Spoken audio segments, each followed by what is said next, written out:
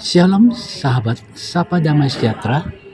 Kita sungguh bersyukur kepada Tuhan Yesus Kristus karena karyanya yang agung memberikan kehidupan kekal kepada setiap orang yang percaya, yang telah menerima Dia sebagai Tuhan dan Juru Selamat, serta bertekad meninggalkan dosa-dosa yang ada. Sahabat, setelah Tuhan Yesus bangkit dari antara orang mati, Tuhan Yesus berulang kali menampakkan dirinya kepada murid-muridnya dan juga kepada orang banyak. Kemudian Tuhan Yesus mengutus murid-muridnya dan berkata kepada murid-murid di dalam Markus 16 ayat 19 yang merupakan ayat perenungan kita, dan ayat itu berkata, sesudah Tuhan Yesus berbicara demikian kepada mereka, terangkatlah ia ke surga, lalu duduk di sebelah kanan Allah. Ini ayat yang akan kita renungkan bersama di dalam Sapa Damai Sejahtera kita saat ini. Mari kita tundukkan hati kita dan kita mau berdoa. Bapa dalam surga, saat ini kami akan merenungkan satu topik penting tentang memahami apa arti duduk di sebelah kanan Allah Bapa. Kiranya Roh Kudus menuntun kami memahami dan terlebih kami boleh menghidupi firman-Mu. Terima kasih Bapa, ini doa kami yang kami panjatkan dalam nama Tuhan Yesus. Amin.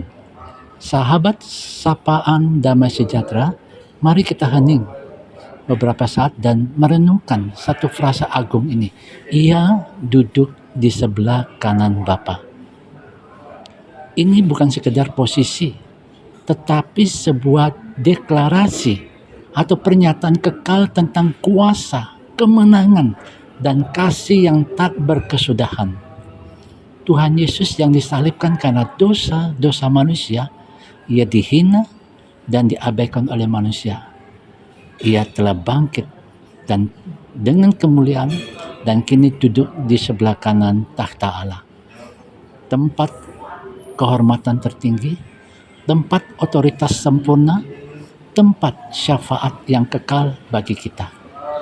Duduk, ketika seseorang duduk berarti atau sebuah tanda bahwa orang itu telah menyelesaikan apa yang seharusnya dia kerjakan. Nah, di dalam konteks ini karya Tuhan Yesus telah selesai, dan Yesus berkata tetelestai, tidak ada lagi korban yang harus dibayar, darahnya tercurah telah cukup, dan kasihnya yang dinyatakan begitu melimpah yang tidak akan pernah habis. Yang kedua, di sebelah kanan, dan ini adalah tanda otoritas surgawi dan kepercayaan ilahi. Ia bukan hanya anak Allah, tetapi raja atas segala raja yang memerintah dengan tangan penuh belas kasihan dan hati penuh pengertian. Di sebelah kanan, ia menjadi pengantara dan pembela yang senantiasa menyebut nama kita di hadapan Bapa. Maka saudara yang terkasih, pada saat ini jika hatimu penuh luka, penuh pergumulan, penuh beban, terasa tak tertahankan, ingatlah penebusmu tidak jauh darimu. Ia tidak berdiri pasif, ia tidak diam di takhtanya, ia duduk dalam kuasa, berdiri dalam kasih saat engkau memanggil namanya. Duduk sebelah kanan Bapa berarti segala otoritas ada di tangannya, termasuk atas hidupmu dan hidupku yang menghadapi dunia pergumulan yang penuh dengan gelisah, yang penuh dengan ketakutan.